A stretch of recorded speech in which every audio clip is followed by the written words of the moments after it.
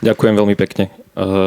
A ďakujem za ten tlak na to, že chceme stihnúť otázky. Videl som, že veľa z vás si dalo to slajdo, aby ste sa mohli pýtať, takže ja skúsim tú prezentáciu zrýchliť. Ak ste ma niekto už videli prezentovať, tak viete, že to nie je také jednoduché.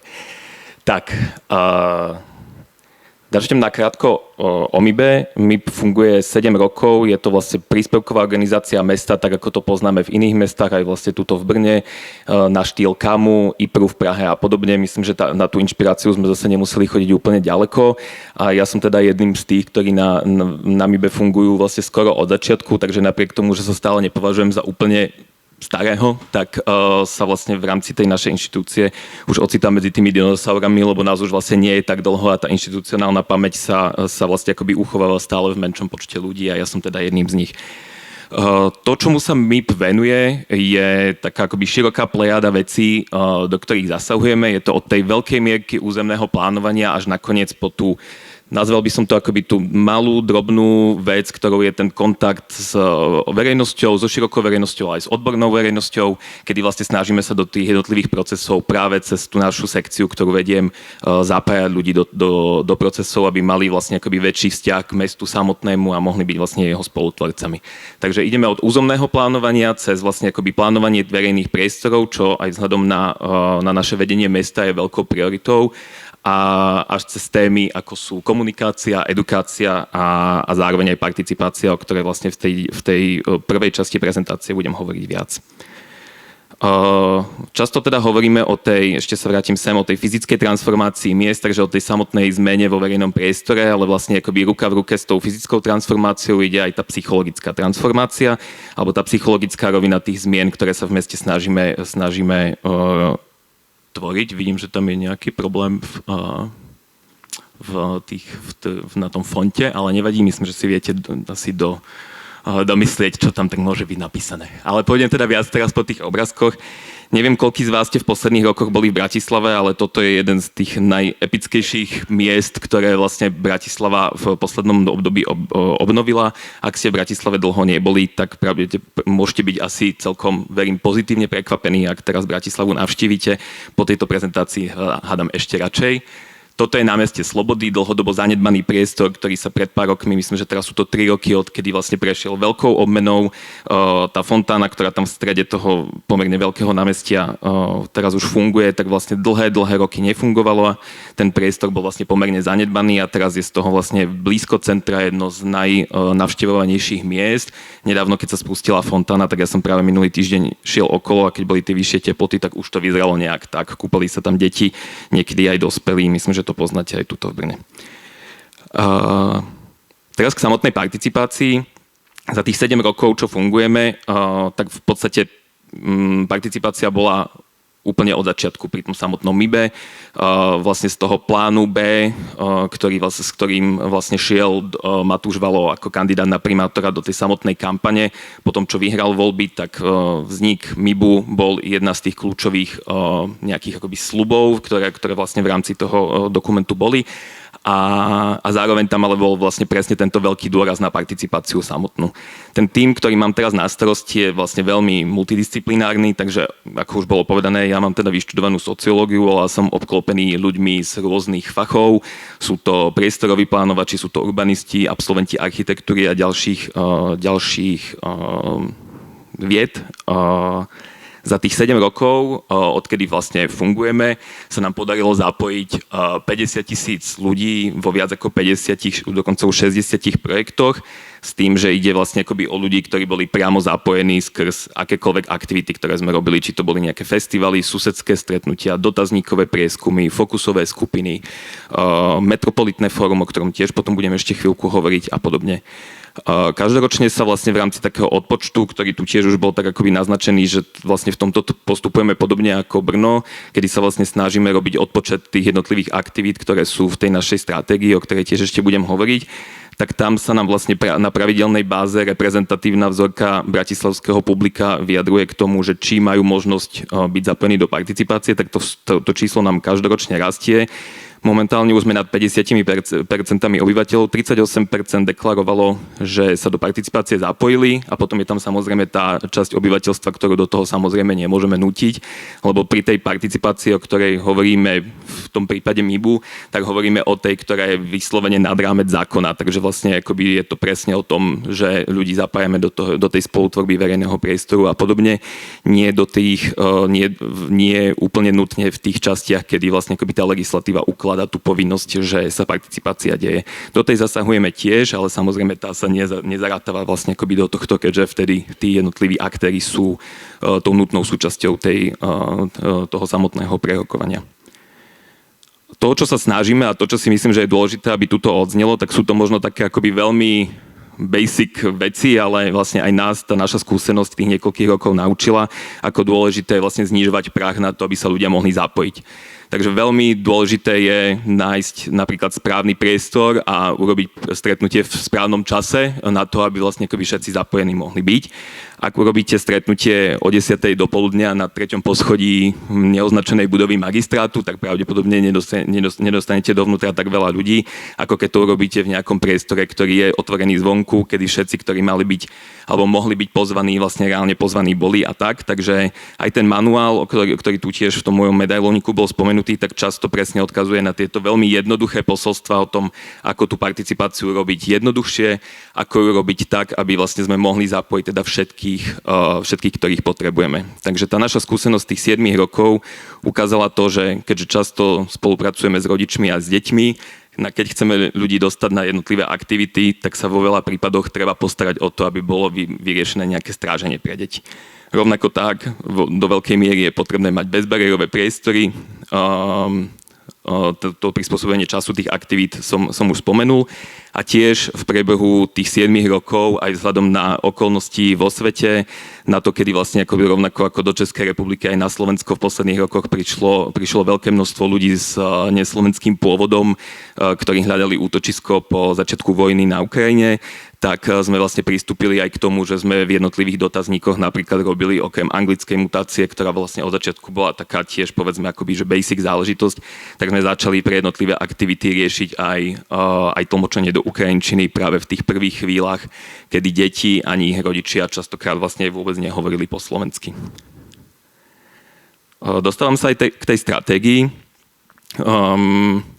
Asi to nie je úplne akoby, že novátorské a myslím si, že nie sme absolútne proste akoby jedineční. Aj z toho, čo som počul od mojich predrečníkov, tak je jasné, že vlastne sme sa asi aj navzájom inšpirovali v tom, ako vlastne takáto stratégia vznikala.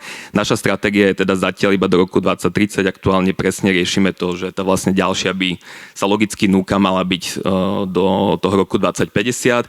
S tým, že čo bolo ale nové v rámci toho celého procesu, ktorého sme mali možnosť byť súčasťou, bolo to, že vznikal participatívne. Veľakrát tie plány hospodárskeho a sociálneho rozvoja v tých jednotlivých mestách, ktorým je ukladaná tá povinnosť mať takýto dokument, tak vo veľa prípadoch to bol proste dokument do šuplíku.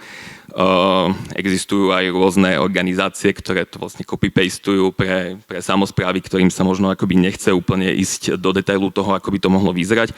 A my v Bratislave sme si povedali, že pôjdeme na to tou poctivejšou cestou, kedy sme zapojili širokú, ale hlavne odbornú verejnosť do toho, aby v tých jednotlivých oblastiach vlastne akoby priniesli svoju expertízu a pomohli nám nadefinovať tie jednotlivé ciele pre tú stratégiu. Ten proces trval tiež pomerne dlho, samozrejme to je taká vec, ktorú treba zvážiť hneď na začiatku, že tá stratégia nevznikne zo dňa na deň, ale je za tým veľa človekohodín odpracovaných, tak ako to určite poznáte všetci, ktorí ste s stratégiou podobnou tomuto niekedy prišli do kontaktu.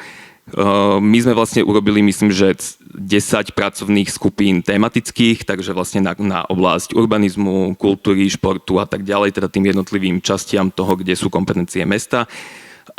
Okrem toho to boli vlastne ako malé skupiny, pomerne povedzme medzi 10 až 15 odborníkov, s tým, že na pravidelnej báze sme robili metropolitné fórum, niečo teda na štýl ozvučenej dosky, kedy sme vlastne zavolali aj väčší pool ľudí, ktorí sa zúčastňovali, keď sa vlastne robili jednotlivé milníky, tak presne to bol priestor na to, aby mohli dať vlastne akoby tomuto celému spätnú väzbu.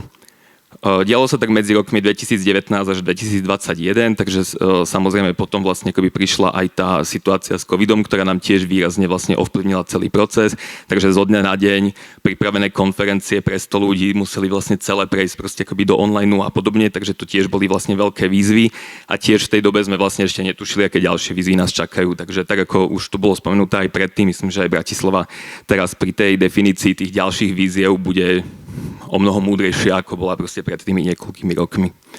V princípe tiež veľmi podobný mechanizmus toho vyhodnocovania máme aj my v Bratislave, takže vlastne existujú tie jednotlivé indikátory, ktoré sa na pravidelnej báze vyhodnocujú, na ročnej báze, niektoré dokonca na polročnej, s tým, že jedna z tých dôležitých vecí je, že pri všetkých nových projektoch, ktoré vlastne akože prichádzajú a prechádzajú takouto administráciou toho, že či sa danému projektu ideme alebo neideme venovať, tak sa presne rieši, na ktorý z tých strategických cieľov vlastne odkazuje ten daný projekt. To znamená, že či ten projekt reálne môže pomôcť tomu, aby sa naplnil niektorý z tých cieľov, ktoré boli nadefinované v tej samotnej stratégii.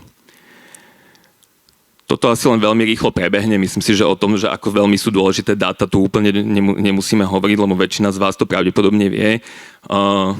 Tu je možno zaujímavé sa pozrieť na to, že samozrejme proste pristupujeme k tomu, že je to taký nekonečný kruh toho, kedy od zberu dát prechádzame cez ten samotný zásah alebo to rozhodnutie o tom, že aký typ zásahu sa vlastne udeje, až k evaluácii, teda k vlastne hodnoteniu toho, že či dané opatrenie bolo opodstatnené alebo nebolo a že či teda pomohlo dostatočne nejakému problému, ktorý sme si nadefinovali.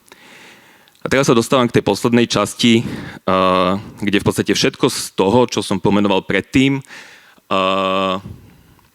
sa vlastne akoby ukazuje presne v rámci toho jedného projektu. Takže vlastne v rámci tohto jedného projektu, na ktorom pracujeme v tejto chvíli už 5 rokov, tak sa presne ukazuje tá dôležitosť dát, ale dôležitosť aj samotnej participácie. Ešte možno dôležitý disclaimer je aj to, že síce aj tá grafika vám to nejakým spôsobom napovedá, aj v tom názve sú spomenuté deti, ale v princípe vlastne akoby tie jednotlivé zásahy, ku ktorým nakoniec prichádzame aj v rámci tohto projektu, v princípe by mali nakoniec slúžiť všetkým obyvateľom. Takže nejde vlastne akoby iba o to cielenie na deti. Áno, môžeme sa na to pozerať tou perspektívou toho, že deti budú tým klientom alebo tým používateľom o mnoho dlhšiu dobu ako všetky ďalšie generácie, ale v princípe vlastne tie jednotlivé zásahy, ktoré tam vlastne tiež vám potom ešte v prezentácii ukážem, tak v podstate majú slúžiť všetkým obyvateľom bez rozdielu veku, postavenia v rámci mesta.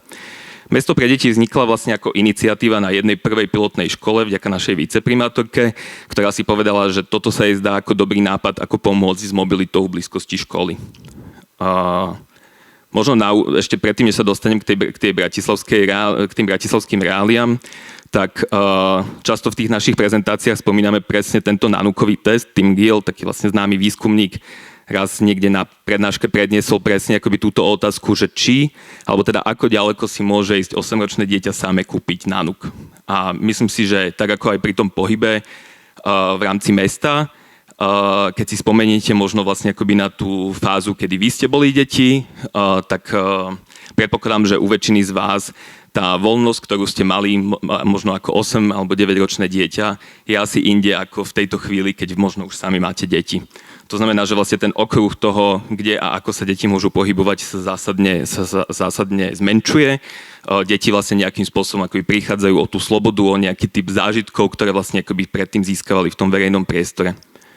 O tom hovorí vlastne veľké množstvo štúdií, ale napríklad aj táto, ktorá presne hľadá, alebo teda našla koreláciu medzi well-beingom a medzi samostatnou mobilitou, kedy vlastne akoby štáty, ktoré presne akoby v tých štatistikách vychádzajú ako tie, kde well-being je o mnoho na vyššom leveli, tak sú to presne tie krajiny, kde tá voľná mobilita detí je umožnená v skoršom veku ako v iných krajinách.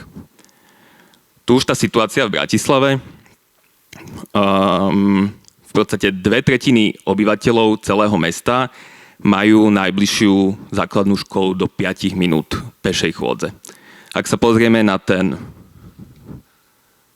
rúžový, až po toho v poslednom riadku, tak až 95% všetkých obyvateľov v Bratislave má školu do 15 minút pešej chôdze. To, čo sa ale deje, je samozrejme to, že rôznym spôsobom tá mobilita v rámci mesta funguje inak. Samozrejme, deti väčšinou nechodia na tú najbližšiu základnú školu z rôznych dôvodov, či už je to blízko zamestnania rodičov, či už je to povedzme nejaká kvalita konkrétnej školy, na ktorú chcú svoje deti poslať a podobne. A to je vlastne akoby tá vec, ktorú musíme v rámci nášho projektu riešiť. Lebo vlastne akoby v tých ranných hodinách tiež asi nehovorím nič, čo by ste nepoznali sami, hlavne ak máte deti alebo bývate niekde v blízkosti školy, ako vlastne vyzerá tá dopravná situácia pri školách, hlavne ráno, ale vo veľa prípadoch aj po obede, kedy je tam vlastne akoby veľký chaos a ukážeme si to vlastne na tých ďalších slajdoch, takže zbytočne o tom budem hovoriť teraz. To zhrnutie za Bratislavu do tejto chvíle, toto je vlastne štatistika z konca roku 2025.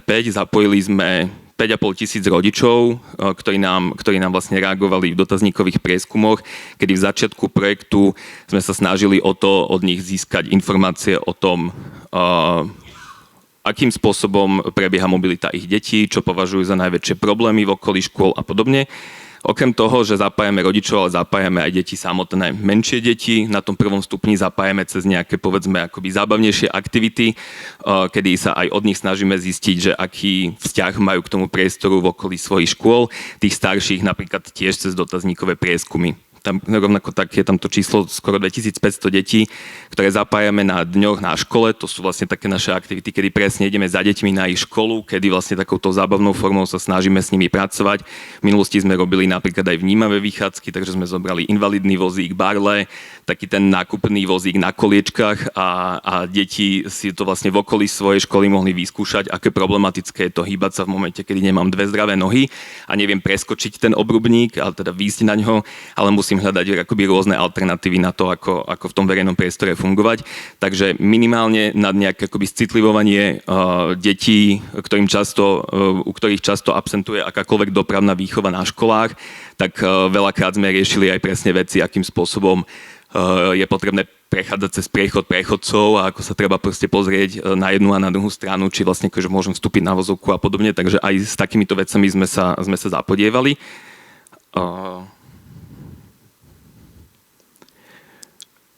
Veľkou časťou celého projektu je komunikácia. My v tejto chvíli máme za sebou už spoluprácu s viac ako 30 školami s tým, že postupom času, presne pri tých intervenciách, ktoré vám za chvíľku tiež ešte ukážem, tak sa ukázalo, že v niektorých prípadoch, keď prišlo na ten kľúčový moment, kedy mala nastať nejaká intervencia, sa nám vlastne akoby vracala späť informácia, že prečo ste prišli na našu školu, my sme tu vlastne akoby nechceli tento projekt, my tu žiaden problém nemáme, to povedalo veľa ľudí, alebo že tá intervencia, ktorú chceme spraviť, vlastne akoby nepomôže úplne na ten náš problém. A preto sme vlastne akoby otočili ten mechanizmus toho samotného projektu na to, že vlastne školy sa nám teraz do toho projektu hlásia same, čím vlastne akoby máme mandát od nich, že sa tomu máme venovať. Zhodou okolností včera nám končil deadline na druhé kolo tohto prihlasovania. Prihlásilo sa nám ďalších 20 škôl, s ktorými vlastne takto budeme spolupracovať, kedy máme ten mandát od riaditeľov a zároveň aj od starostov tých jednotlivých mestských častí. To je tiež akoby veľká vec v rámci Bratislavy, že nevieme vlastne tie jednotlivé intervencie robiť sami, lebo potrebujeme tie mestské časti na to, aby nám vlastne akoby pomohli, hlavne v momente, kedy sú správcami tej jednotlivej infraštruktúry v blízkosti škôl. Tu krátko k tomu, čo je súčasťou prihlášky. Urobili sme im to trochu komplikované, lebo jedna vec je, že keby som sa väčšiny z vás opýtal, či sa chcete stať súčasťou projektu, ale neviete, že úplne čo je za tým, tak pravdepodobne väčšina z vás by možno odkývala áno. Týmto sme sa vlastne snažili vyfiltrovať presne nejaký ten level medzi tým, že áno, prípada mi to zaujímavé, ale som preto ochotný aj niečo spraviť. My vlastne pri tej logike toho projektu, ako ju máme nastavenú, nevieme fungovať inak ako tak, že máme úzkú spoluprácu so školami a presne akoby táto komplikovanejšia, nazvime to prihláška, ktorú vlastne musia vyplniť, nám pomáha odhaliť presne tých, ktorí ako tú spoluprácu myslia vážne. Takže takouto vecou s nejakou podporou komunít z okolia škôl, alebo aj teda s podpisom samotného riaditeľa zo školy, alebo aj podpisom starostu alebo starostky mestskej časti, tak to sú tí, ktorí sú vlastne v tejto chvíli pripravení na to, že s nami idú spolupracovať ďalej. Do toho systému výberu škôl prichádzajú samozrejme aj nejaké akoby objektívne kritériá typu veľkosť nejakej infraštruktúry v okolí, či sa vlastne nejakým spôsobom investovalo v poslednom období do toho okolia školy, alebo napríklad aj, že aká je dopravná situácia, takže z objektívnych dát vieme určiť, že pri niektorej zo škôl môže byť vlastne akoby veľmi problematická situácia. Tu vidíte to, čo som už presne hovoril, s deťmi pracujeme napríklad aj takto nad mapou, kedy vlastne akoby deti aj trochu učíme orientovať sa v mape a nájsť vlastne akoby povedzme tú ich cestu, kadiaľ idú do školy. A na základe toho, že pracujú s takouto mapou, tak si presne potom vedia ukázať na ten konkrétny bod, ktorým príde problematický. A potom sa väčšinou stane to, že rovnaký bod označia aj učitelia, rovnaký bod označia aj vedenie školy a potom aj rodičia a stane sa z toho vlastne akoby jeden z tých akoby bodov, ktorým sa samozrejme potom musíme venovať. Nie malou časťou celého toho projektu sú teda dáta samotné, tuto možno už trošku zrýchlim vzhľadom na ten čas. Zbierame teda dáta primárne teda z dotazníkových prieskumov, to je vlastne akoby tá najzákladnejšia vec, kedy získavame vlastne ten najväčší počet tých respondentov hlavne na tom začiatku, s tým, že zisťujeme presne akoby tie motivácie, prečo deti chodia nejakým spôsobom a podobne. Získavame ale teda aj objektívne dáta, v tomto sme sa už trošku posunuli. Tiež pamätám si začiatky v roku 2022, kedy na to, aby sme zistili, ako funguje situácia pred školou, tak sme o 7:30 išli v počte 7 až 10 ľudí, podľa toho, ako náročné to bolo v okolí školy, každý na nejaké jedno konkrétne miesto a počítali sme si ručne na vytlačenom papieri proste akože paličky, koľko detí prešlo okolo mňa, koľko aut prešlo okolo mňa, koľko detí vystúpilo z tých jednotlivých aut a tak. Za tie roky sme sa v tomto posunuli a už nám s týmto pomáha dron, takže vlastne máme dobre zmapovanú celú tú situáciu v okolí s tým, že vlastne na základe softvéru potom aj vieme vyhodnocovať takéto veci ako to, že či sa v tom okolí školy porušuje najvyššia povolená rýchlosť a vlastne takéto typy dát, ktoré získavame a sú presne takýmto spôsobom zvizualizované, nám potom veľakrát pomáhajú práve pri tom kontakte s krajským dopravným inšpektorátom, s ktorým musíme vlastne akoby dílovať o tom, že či dané zmeny sú opodstatnené a ako veľmi je potrebný a akutný ten daný zásah, ktorý chceme robiť. Toto možno preskočím, dostávam sa ešte potom k tej časti toho, že často využívame tu aj na komunikáciu, tú nejakú akoby stratégiu toho, že sa pozeráme na to, ako tá situácia vyzerala predtým a potom. Často sa to využíva vlastne aj v tých komunikačných kampaniách. A tu možno dve také akoby najväčšie intervencie, ktoré sme vlastne v rámci projektu robili. V princípe v priebehu 2 rokov sa tá situácia transformovala z tej fotky, ktorú vidíte hore, kedy tam bola vlastne akoby veľká križovatka, tá škola je vľavo hore. A vlastne v tejto neprehľadnej križovatke prebiehal drop-off detí bez akýchkoľvek pravidiel. Ráno tam bol vlastne akoby veľký chaos. My sme v tej prvej časti pri tom taktickom urbanizme, na ktorý sme vlastne akoby dostali mandát v tej chvíli, tak sme chceli teda overiť si, že či vlastne dané riešenie obstojí v momente, kedy tam vlastne akoby chceme investovať viac peňazí. Často sa nám potom vracala tá kritika toho, že sme na farbičky na asfalt minuli vlastne akoby extrémne veľké množstvo peňazí. Úprimne povedané, v tomto nám veľmi pomohlo to, že zrovna tá fáza taktického urbanizmu bola platená z externého financovania, čo bol vlastne akoby že dobrý argument na to, na tú kritiku, ale zároveň nám to presne ukázalo na to, že kde sú limity toho riešenia, ktoré sme tam chceli priniesť a potom pri tej finálnej zmene, ktorú vidíte na tej veľkej fotke dole, tak už sme vlastne akoby mohli reflektovať práve na tú zmenu, ktorú sme urobili predtým. Tu druhý prípad, základná škola Vazovova, tiež kúsok od centra mesta, aj kúsok teda od tej ikonickej fontány na námestí Slobody, kedy vlastne tiež v priebehu 2 rokov prebehla táto transformácia. V tomto prípade, oproti tej základnej škole Mudroňova, ktorú som spomínal predtým, tak tuto v princípe, keď sa tak vlastne akoby na chvíľku pozriete na ten obrázok vpravo hore a ten dolný, tak tá pomalovaná časť vlastne akoby veľmi akoby nakoniec pripomína to finálne riešenie, takže tam skutočne došlo vlastne iba akoby k drobným zmenám a v princípe sme vlastne vyhodnotili, že ten taktický urbanizmus akoby, že pomohol overiť to, že takéto riešenie môže fungovať. V priebehu roka sa vlastne vyprojektovalo to finálne riešenie, do ktorého sa nakoniec teda investovalo veľké množstvo peňazí. Tiež keby sa nakoniec ukázalo, že vlastne to konkrétne opatrenie nebolo úplne vhodné, tak samozrejme by sme stáli pred úplne inou situáciou, tak to sme ju mali vlastne z toho ročného testovania tým taktickým urbanizmom overenú.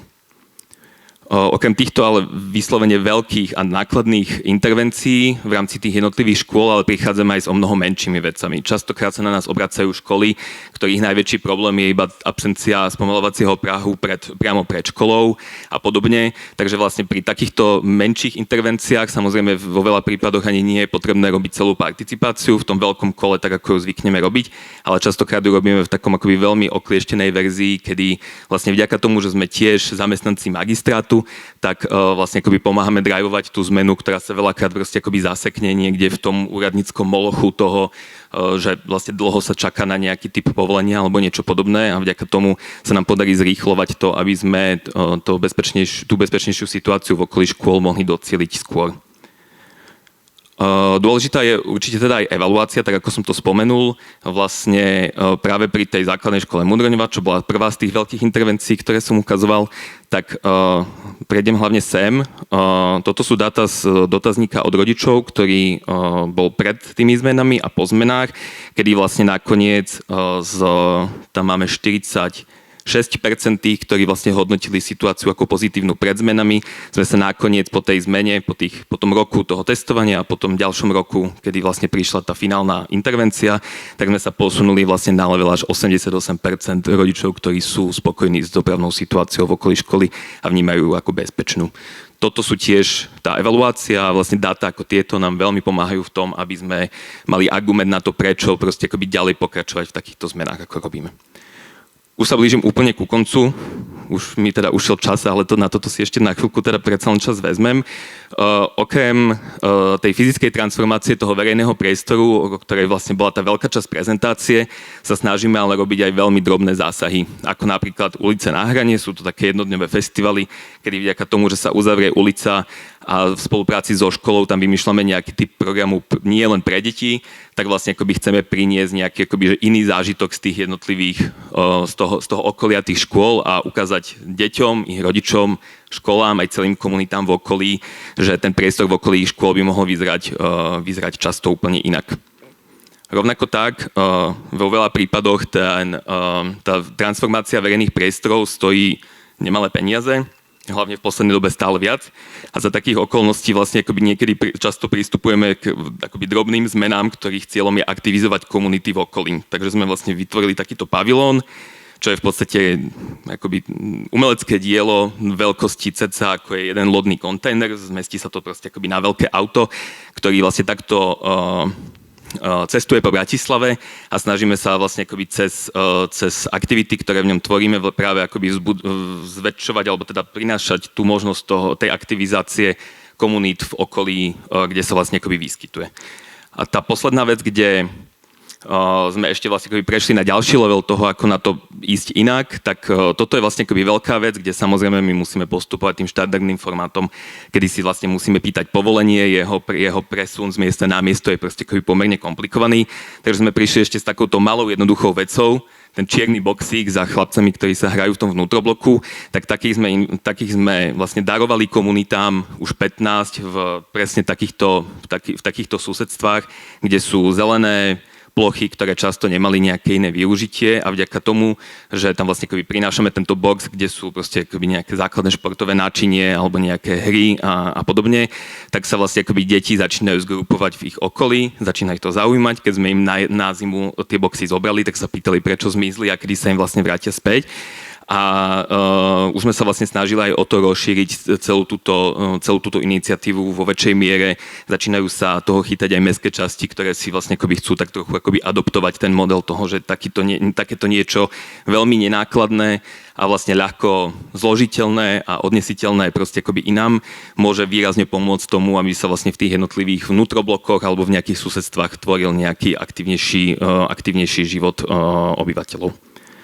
Tu už iba krátke zhrnutie, dôraz na dáta a evaluáciu, to som už spomenul.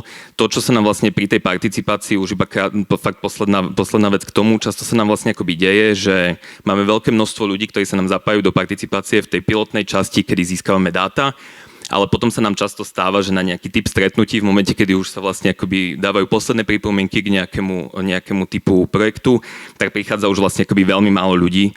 a tí ľudia, ktorí väčšinou prídu, tak majú nejakú motiváciu toho, že to je vlastne akoby niečo, čo sa im vyslovene nepáči. To znamená, že za takých okolností vlastne akoby chýba ten hlas tých spokojných, ktorí často na takýto typ stretnutí potom už nechodia. Často vlastne akoby potom ostávajú vlastne akoby v tieni toho, že vlastne akoby sú ľudia, ktorí z nejakého dôvodu majú problém s tými jednotlivými opatreniami, ktoré sa vlastne akoby chystáme urobiť. Takže často sa vlastne snažíme presne o to, aby sme aj na tento typ stretnutí dostávali aj ten hlas spokojných, ako sme to nazvali. Takže vlastne akože keď napríklad riaditeľ alebo vedenie školy je veľmi za to, aby daný projekt proste akoby bol tak, ako my ho navrhujeme, tak často vlastne akoby ich vyslovene žiadame o to, aby nám na ten typ stretnutí proste akoby prišli dať tú podporu, aby sa vlastne akoby vyvážil ten hlas na tých jednotlivých stretnutiach. Rovnako tak určite sa prihlasujem k tomu, že znižovanie toho levelu, toho, pre koho každého tá participácia je mimoriadne dôležité, takže keď budete robiť akýkoľvek typ stretnutia, tak si určite zvážte všetky proste tie elementy toho, že či to skutočne je nakoniec proste akoby pre všetkých tak, ako by ste chceli. A to je z mojej strany všetko. Ďakujem, dúfam, že som vás úplne neuspal a ak sú nejaké otázky, tak určite rád zodpoviem, ak budem vedieť. Ďakujem pekne. Díky moc, Juraj Hurný.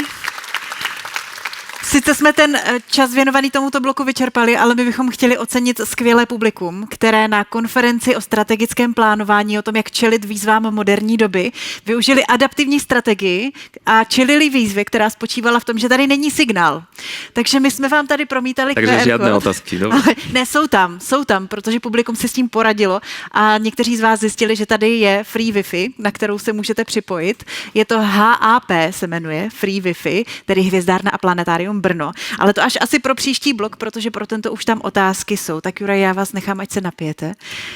A tak jo, budu se ptát. První otázka, která má i nejvíce hlasů. Jak se daří zapojovat sociálně znevýhodněné skupiny obyvatel? Daří se propojovat tyhle skupiny s majoritou? A pokud ano, tak jak? Jedna z tých odpovedí je určite to školské prostredie. To nám vlastne prináša veľkú výhodu toho, že na tých školách si myslím, že je to vlastne akoby o mnoho jednoduchšie.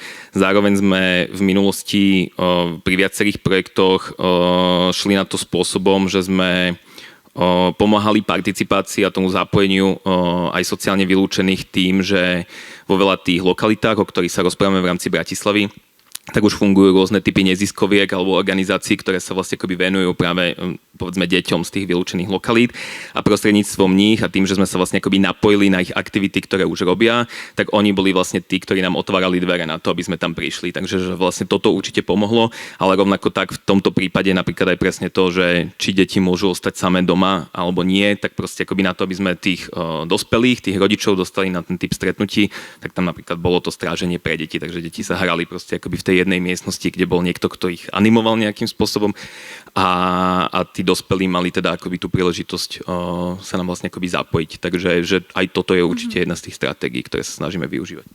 Další dotaz. Jaké máte zkušenosti s tím, že že v dotazníku rodiče odpovídají jinak, než se poté v praxi chovají?